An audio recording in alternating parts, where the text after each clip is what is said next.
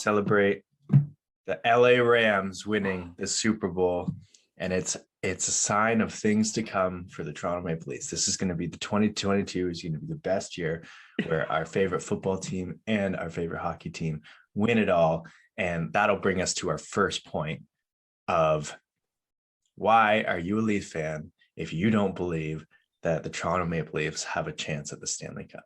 Yeah, that's mainly the thing I'm seeing on social media platforms.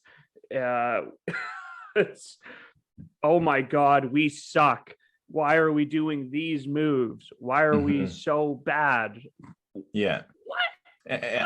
And we won't spend our time talking exclusively about this one individual. Are they watching the games? Yeah, that we just finished having a Twitter spat with, because I do feel like that take it's a fringe minority. Sorry to use some Trudeauian words there, but it's a fringe minority of Leaf fans who just like can't have any fun anymore. And like, what I don't understand is just like, if you think that Dubas is so terrible and you think the Leafs have no chance of making it past Tampa and Florida, then literally, why are you watching? That just seems like you're putting yourself through pain for no reward. Like, because even if they make it, even if they win, it's like, you didn't believe in them the whole time. So what's the point? Like, the whole point of being a fan is to be a fanatic. And that means that you have hope. Even if you hate the team, you still have hope they'll get better. When we were shit, when we trade away Dion Phaneuf and we finished last in the league, and like Parento was on our first line, we were all like, I'll let you think what your thoughts, but I was like, wow, we're gonna get the first overall pick, or like the second overall pick. Like, that was the hope. It was like, wow, we're finally rebuilding. We may suck, but we're finally rebuilding. I love what we're doing. You know, it wasn't like, we suck, we're gonna suck forever. We have Parento on our first line. This GM sucks. Austin Matthews, whatever, he won't do anything to help this franchise. And it's just, my God.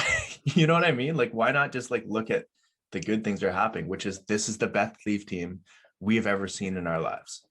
Yeah, it's same with all the teams I cheer for. Even when it doesn't look good, like, you always try to find something that's like at least hopeful, or like, because there's never anything that's like really bad. It's like I'm gonna pull out my inner Colin Cowherd and make a relationship analogy, but it's like if you're in a marriage and you're like, the entire marriage, you're like, oh, I hate this person, like they can't do anything right, like this isn't gonna work, but I'm gonna stay with them, you know, like we'll just stay together, we'll hate each other and it'll be fine, like nothing wrong with this. For me, it's like, no, you always try and see the best in whatever friendship, relationship, and if it's not serving you and if it's really making you feel that negative, stop being in it. Yeah. You know, I feel like if you're watching this podcast right now, you're probably like us, where you're looking for the best news and just trying to cheer on the boys. So thanks for watching. Yeah, thanks guys. And I'm always interested to hear like what people who are like so hopeless about this team and think their D suck, like what they would want to do. Like, what, trade away Marner, trade away one of the best players in the entire league and one of the best Leafs we've ever had in the history of the Toronto Maple Leafs franchise, trade him away for what? That's I want a 6'6", 300-pound defenseman. Right. Yeah. We want to bring back Chris Pronger from retirement. Yeah. No, I think that is, you're a Leaf fan and you're a human, you can do whatever the hell you want to do, but I just don't see a point of like, if you hate everything about a team, then why still support them? You know, like it just doesn't make sense to me. At least like have something that you grasp onto that you're like, wow, I really love it. You know. Well, speaking of hate, let's talk about the latest move the Leafs have done, and that's re-signing and picking back up Adam Brooks. And apparently, I've seen a lot of negative. He's back comments. On waivers this morning. No way. Yeah. So my guess is that they really just like Adam Brooks in the organization. Maybe Adam Brooks's agent kind of was like, when he was on waivers, he's like, hey, I'd really like to come back. And like, even if it means playing Toronto Marlies because he's a hometown kid and everything. So like my guess is they picked him up and then they were just like, okay, we'll put you through waivers again, since I don't think we were in the like we had a lower pick to draw him, and no one got him. And Montreal's already got their shot. And if Montreal doesn't want him, no one does, So I just think that like he will just make it through waivers and go down to the Marlies where he wants to be and where we can pick him up, bring him back up in a pinch. He's a good depth guy. He seems like a good guy. So it's another one of those moves where just like Dubas just builds that like trust within players in the league, and other players can point to things like this and be like, wow, he like went out of their way, had to do some cap maneuvering to go get this guy to be where he wants to be. Also, it's good for the team, but it's like one of those things where it's just a nice thing to do. Yeah. And I'm totally just guessing that that's what Adam Brooks wanted. But I mean, it makes sense, right? He has a bunch of friends here and he's from here. So yeah. He's only 25. Like he costs nothing and just some more center depth. Like, I don't know why people are freaking out. Like why everyone makes such a big deal about like it literally doesn't do any. Well, I guess the one thing the person said was it doesn't move the needle, and it's like that's not the point. Like, like you need an AHL team. Yeah. And you need an AHL team to be good so you can develop players so they play more experience in the playoffs, which is what you want to train our prospects to be good at. So you should want a really good AHL team, just logically, but I don't know how logical people think anymore. Yeah. He is injured, so we don't know when he'll actually be able to contribute. Right. That's the only thing. But man, that Marlies teams looks good, and maybe hopefully for everyone listening, I know we promised a Nick Barden video on the Marlies. We'll hopefully get that out, even if it's in segments. Some of the recording for it was the Wi-Fi or something was off, so it cut out some of it. But we'll try and get like bits and pieces, talk about our favorite players like Hosang and Robertson and stuff. We'll try and get that out in the next little bit. But that Marlies lineup looks dirty, and Nick Ritchie got his first goal last night with them. So that's a lot of money to be in the minors, but if you search Leafs on Google, it's every article is about Nick Ritchie leaving the Leafs and how they have to trade him. So it'll be interesting to see if we do or not, and if we can even get anything. They don't have to trade anybody, but because we've talked on the pod that it come playoffs, that's a valuable guy. That is exactly. And it's the big rough guy that everyone wants. Exactly, but not that guy apparently. But if you look at Dubas's contracts over the past year, he's absolutely nailed 3 of them, and that was Kampf, Kasha, and Bunting. Nailed, like out of the park, like Vlad Guerrero style. And then missed on Nick Ritchie, who somehow made more than all of them. But like, it's a 2-year contract for $2.5 million. You can bury half of it in the AHL. It's not like signing Jay Beagle and Roussel to like $4 or $5 million contracts for 5 years, like the Vancouver Canucks did, and then having to offload them to pick up Oliver Ekman-Larsson, who's going to be a cap strain for the next 5 years. Like, it's not that big of a deal, people. It's not that big of a deal. So with the cap space moves, we sent Timothy Liljegren down, which means Travis Dermott will be in the lineup tonight. And they'll bring Liljegren up now that I think they dropped Brooks. So they'll bring him back up. Oh, you think? Oh, okay. Yeah. They only did that so they could fit Adam Brooks onto the roster, but if they are sending him back down, then they can bring Liljegren back up and have it like nothing was different. But Adam Brooks is now in the AHL, because when you pick a guy off waivers, for those who don't know, he has to be with your NHL team. That's the whole point, so that people get dropped on waivers in the hopes that they will get sent down to your AHL team or to be picked up to get rid of a contract, aka Nick Ritchie. But Adam Brooks was sent because he just didn't fit the plans of the Golden Knights. Leafs picked him up, depth piece, go down to the AHL. If he gets picked up, not a big deal. But if he drops, that's awesome. So it just seems like a win-win move for everybody, but people don't seem to look at it. They seem to look at it like that's the big trade we made at the trade deadline. Really. And then Sheldon Keefe commented that he's excited to play Dermott tonight because he wants to give him another look. and that he wants to kind of tinker with the lineup tonight. So I don't know what that means, but could see some different line combinations. So something to watch for. And we play Pittsburgh tonight, so let's hope it's not a repeat of we haven't played Pittsburgh too well since the Kasperi Kapanen and Connor Brown going into the playoffs game. And that was the Curtis McElhinney great saves in the last minute game too. So we seem not to play these guys well. Pittsburgh seems like they're on a little bit of a heater right now. Another team that, man, this Eastern Conference is just so stacked with good teams and good playoff teams. It'll be such a good playoffs. But what I'm going to do, a guy named Jake Ellenbogen, who's a Rams guy, what he did was he took all bad takes on Twitter and favorited them. And then as soon as the Rams won the Super Bowl, he just like, remember this. And I just like, I know it's petty and I know it's stupid, but I just laughed so hard because it was like Matt Stafford isn't clutch. And then it's just like the highest fourth quarter QBR in the history of the league this year. And it's just like, we're tweeting that and then there's silence. So I'm a huge believer of the Leafs, and I am okay if we get beat out in the first round, someone says you're an idiot for thinking this team was any better. I'm cool with it because I really don't believe that we're going to get out there. I really believe that we're going to make a run. And just honestly, for me, give me a series, but I do believe that we can win the whole thing. Yep.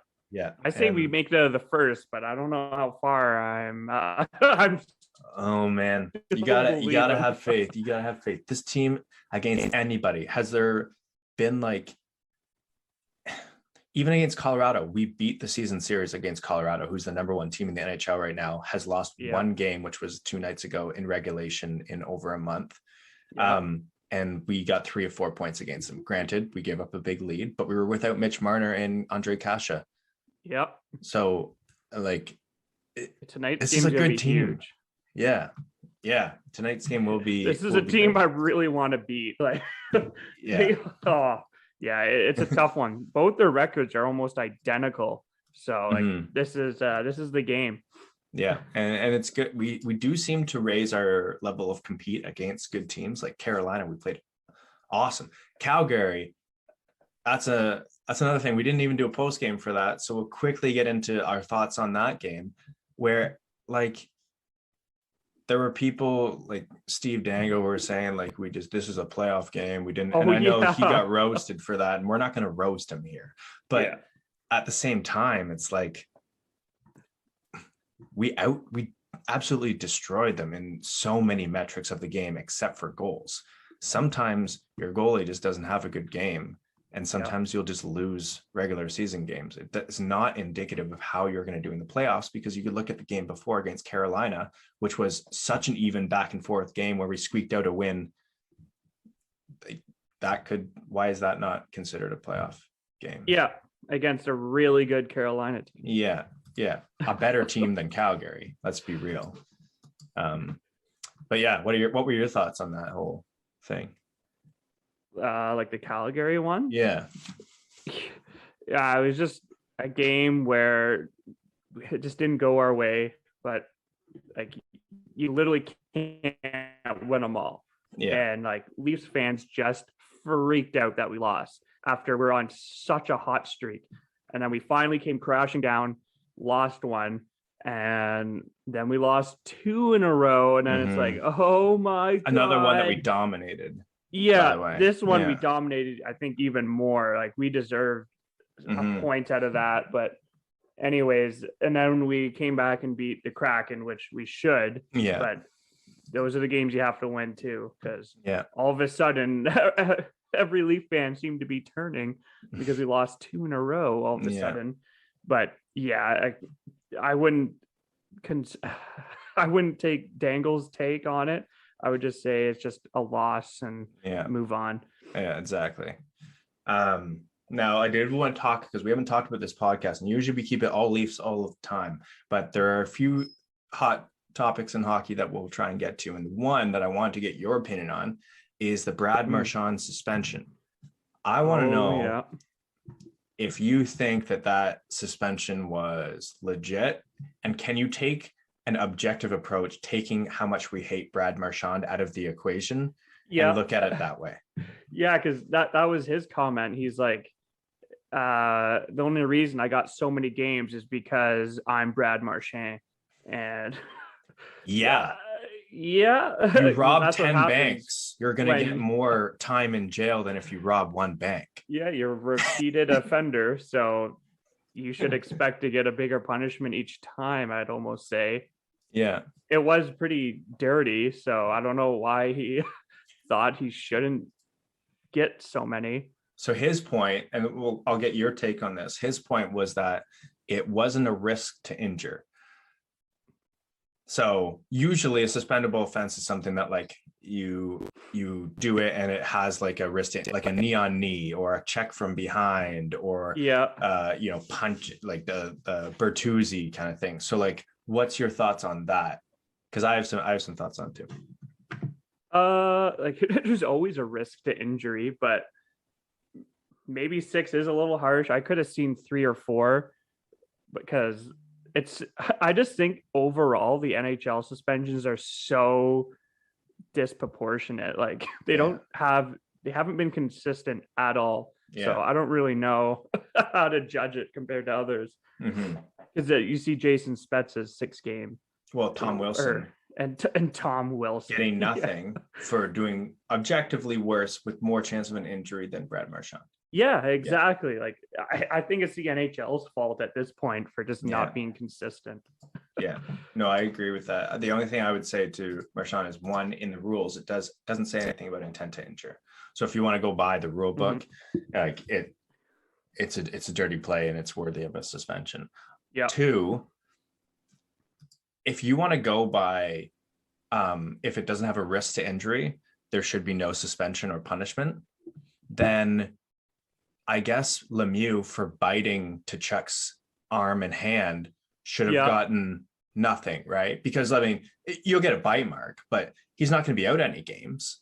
You know, I guess Marshawn licking Komarov's face is okay because it's not going to injure him. If anything, it might feel a little nice. You never know about Leo Komarov. So like, is that not suspendable? That's okay then. There's no punishment for that because it's not, you can't get injured from licking someone's face. You know, like it's such a silly standard to go off of because there's so many other things that happen that you might not get like injured or long-term injured from that are still dirty and shouldn't be in the NHL. On top of that,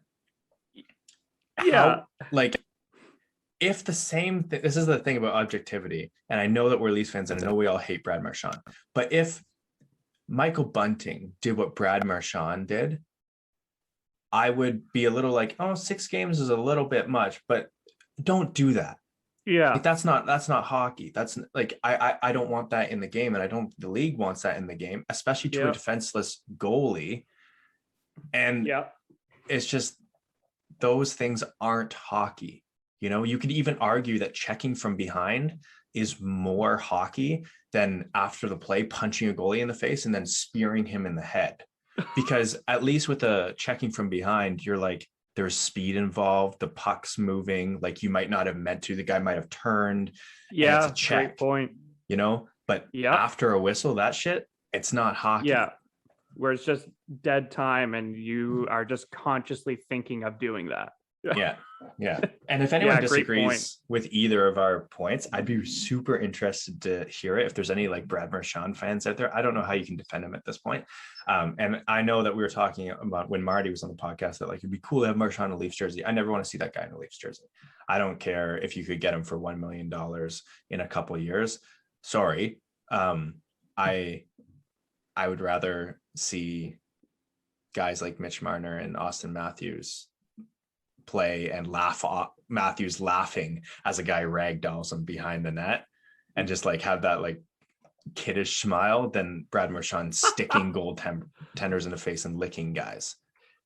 Just my thoughts. Yeah, he is an amazing player and I'll enjoy him in a Canadian jersey like Team Canada than a Leafs.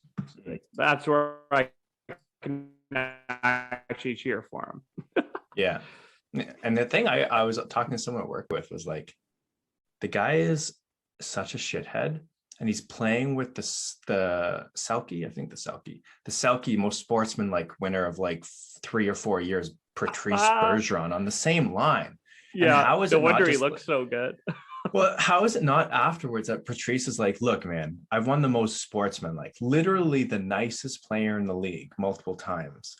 Stop. Yeah. Shit. Please stop. Because if you play on a line with a guy like that and you're like not after the guy sticks the guy in the head, you're not going up to him on the ice and be like, man, stop. Then you don't deserve to win a most sportsmanlike player award. Sorry. That's just my thought. Love Patrice, but like at some point you got to wonder if what the guy is saying, like if people after the game are like, dude, fuck off.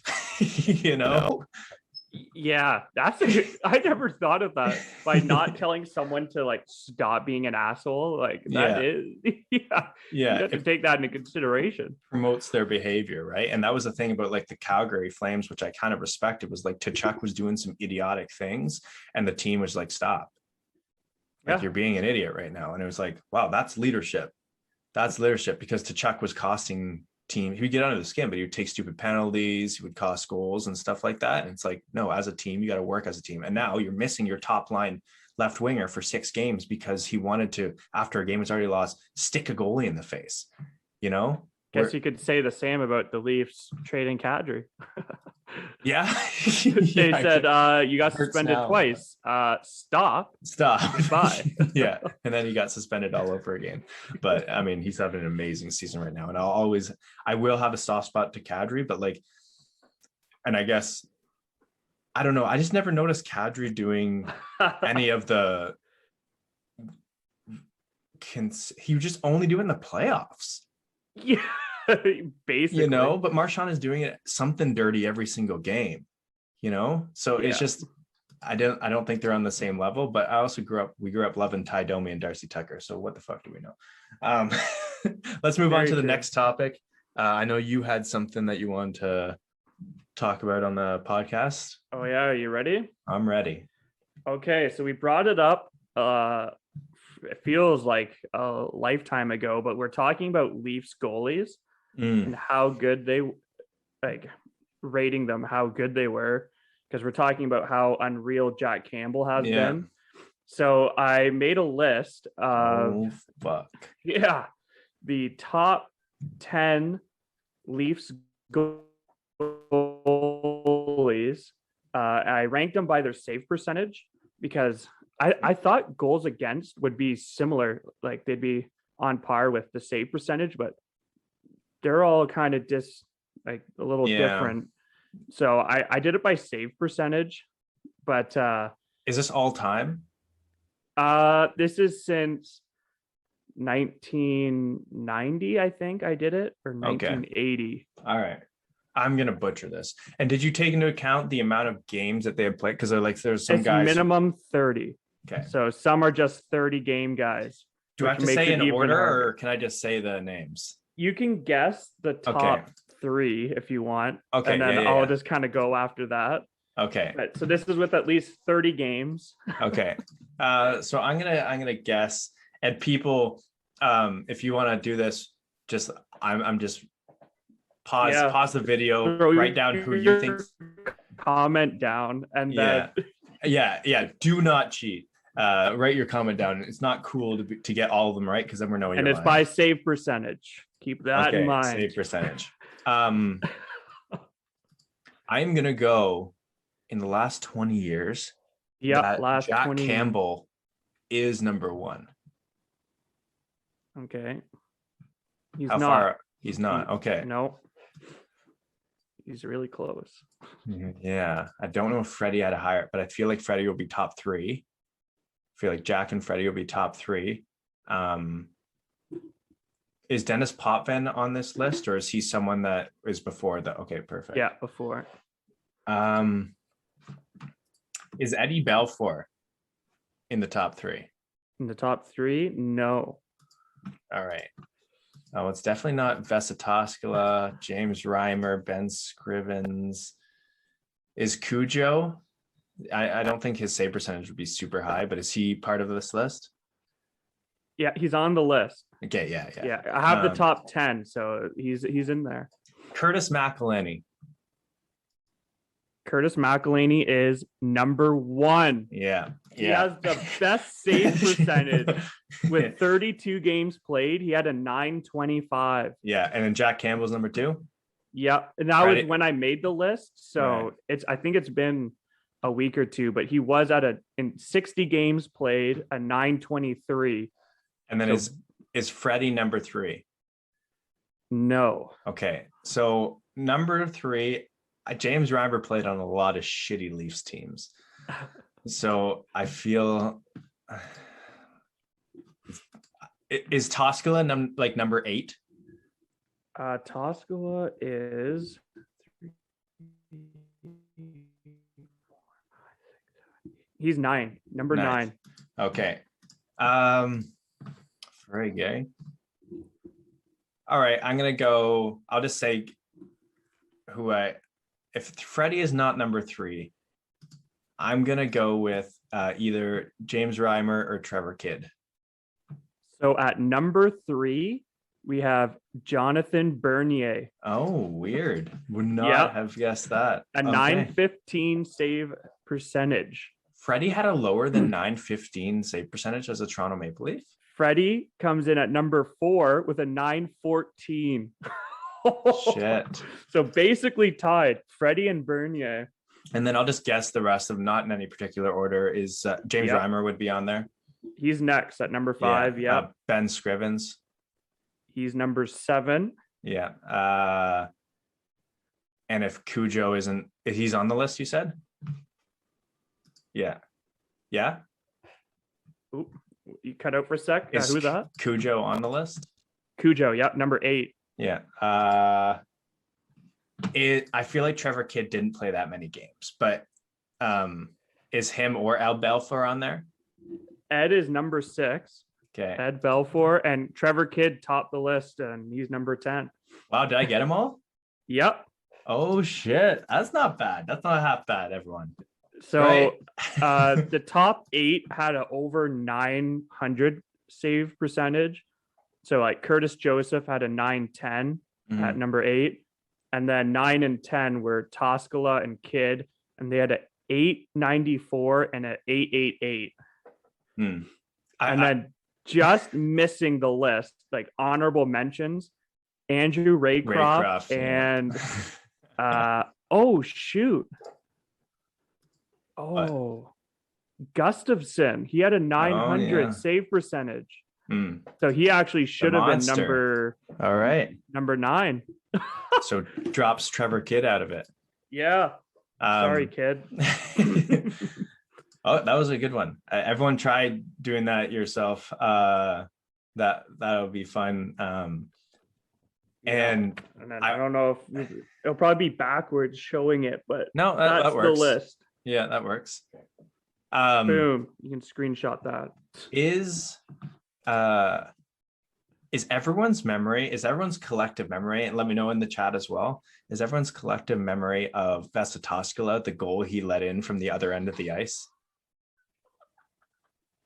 You know, like when I think of Vesa Toskala, I think of the goal that skipped over his sticker pad and went in, and he just looked up into the sky. Do you remember that? Or am I crazy? Wow. Yeah. Everyone it's let really me know vague, what your favorite Vesa Toskala or the most notorious Vesa Toskala. I like that earlier in the podcast, you mentioned how unreal Curtis McElhinney was in that one game, and he's number 1. Yeah, that guy, don't know what water he started drinking or if he started finally having like Monster 0-calorie energy drinks, but his career changed within 3 years of having like a over 920 save percentage on not just the Leafs, but I think it was Tampa Bay the year after. Yeah, then he went and won the cup. Yeah. What a crazy story. He's the Matt Stafford of Yeah, definitely not excellent. the Matt Stafford of NHL goals. He just came out of nowhere. Yeah, just had a monster year for the Leafs, and he's like, you know what? I'm gonna go win a cup. I'm gonna go win a cup. Left. Yeah, come on. Do we have anything else that we want to touch on for this one? No, we got the post game. We talked about the Pittsburgh game, and then we got our goalies in there. Yeah, and I just wanted to point out that for those who, I didn't unfortunately get to watch much of the Olympic hockey, but Nyes averaged like 18 minutes. He didn't get many points, but apparently from a lot of people that, including you guys, said that he looked awesome out there. Nick Abruzzi looked awesome out there. But Nyes being 6'3", like people were saying that he could make a jump to the NHL as soon as next year. Got the physical attributes. Yeah, sure. So that's something exciting. So for another one of our little Twitter things of Leafs having no prospects, we don't have any William Nylanders, but we're not drafting in the top 10. You know, like we're not even drafting the first round, and we have guys like Topi Niemela. I keep pronouncing his name. I'm gonna roll with it. Topi. Yeah, there he is. We mentioned him. I mentioned Topi alert.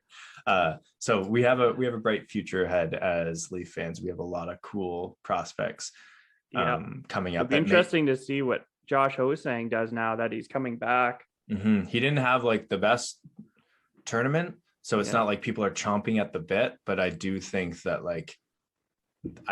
Leafs will sign him. And Nicholas Robertson's comments, for those of you who didn't see it, just like he's like basically saying, I'm gonna be called up.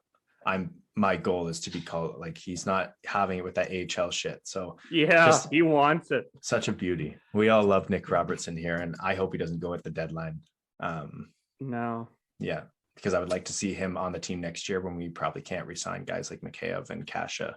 Right. So yeah, that's it for us here. We're going to do a post game tomorrow for the Pittsburgh Penguins game. We're going to get back on those more for you guys. We had a little all-star break ourselves. But we're back. We're going to get the ball rolling, and road to 1,000. So like, subscribe, so that in the playoffs we can live. In the playoffs we can live and bring on fellow Leaf fans like you guys to react to post games too, because that's always fun, even if we don't necessarily agree. So thanks everyone. See you next time. Bye-bye.